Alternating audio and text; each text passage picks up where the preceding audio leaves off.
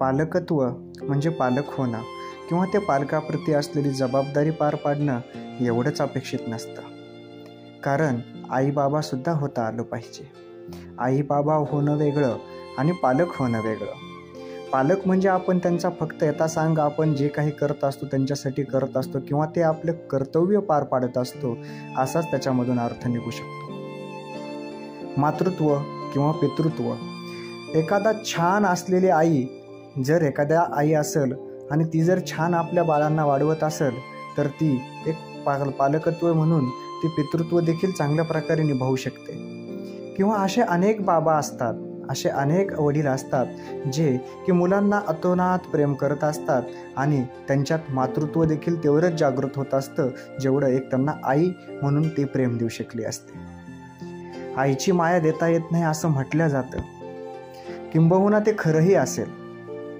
परंतु बरेच असे पालक असतात किंवा बरेच असे वडील असतात जे की अनेक भावना समजून घेतात, परंतु मुलांसाठी आई आणि वडील हेच त्याचं खरं पहिलं विश्व असतं.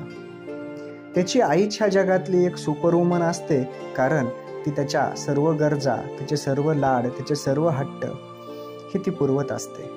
आणि त्याचा सुपर हिरो त्याचा बाबा असतो, कारण त्याचे वडील, त्याचे बाबा हे त्या सर्व गोष्टीसाठी त्यासाठी प्रयत्न करत असतात. बऱ्याच वेळा लोकांना असा प्रश्न पडतो की एवढं का मुलांकडे लक्ष द्यायचं किंवा का असं प्रत्येक गोष्टी त्यांचा हट्ट पुरवायचा. जर आपण प्रत्येक वेळेस विचार केला तर आपल्याला हे जाणवेल की काही एक ठराविक वेळेपुरतंच आपले बाळ, आपले जे मुलं असतात हे आपल्याकडे काही गोष्टीची डिमांड करतात किंवा काही गोष्टीची मागणी करतात. पूर्वीच्या काळी कसं होतं की आई किंवा वडील जरी बाहेर कामाला गेले तरी आई मात्र दिवसभर ही घरात असायची किंवा घरची कामं आटोपल्यानंतर शेतामध्ये किंवा मजुरी करायला बाहेर जात असे आपल्या शेतामध्ये. त्याच वेळेस ती तिच्या बाळांना देखील सोबत घेऊन जायची. एखाद्या झाडाखाली तिला झोपवायची टोपलीत वगैरे लेकरांना, परंतु लेकरांवर तिचं मात्र लक्ष नेहमी असायचं. जसं आपण म्हणतो की घार उडते आकाशी, तिचे लक्ष बाळापाशी. अशा प्रकारे आई त्याच्यावर लक्ष द्यायची. त्याचा आवाज जरी आला तरी आपल्या कामातून वेळ काढून त्याच्याकडे लक्ष द्यायची, त्याच्या खायच्या प्यायच्या वेळा सांभाळायची, जसं जमल तिला तसं. परंतु आत्ताच्या काळात काय होतंय की आई आणि वडील हे दोघंही कामावर जातात. मग त्या बिचाऱ्या बाळांनी हट्ट कोणाकडे धरायचा? त्याचं बालपण तर त्याला परत असं येणार नाही. आणि खरं तर तुम्ही जर एक मातृत्व आणि पितृत्व पद्धत स्वीकारली आहे, पालक म्हणून नाही परंतु तिचे आई बाबा म्हणून, तर तुमच्या देखील आयुष्यामध्ये ही चांगली बाब कशी येणार? तुमच्या लेकराची वाढ होताना पाहताना, त्याचे हट्ट पुरवताना. हट्ट करतात मुलं, परंतु त्यांना त्यावेळी काही गोष्टी सांगायच्या असतात, त्यावेळी काही गोष्टी त्यांना आपल्याकडून जाणून घ्यायच्या असतात, म्हणून ती तशी डिमांड करतात. बरं, त्यांची अपेक्षा तरी काय असते? बाबा माझ्यासोबत खेळ, बाबा मला ही वस्तू आणून दे, किंवा आई नाही मला आत्ता हे दे तू खायला करून, किंवा बाबा तू मला आत्ता तुझ्या मांडीवर घेऊन थोपटून झोपव, किंवा मला एक गोष्ट सांगतो का झोपताना.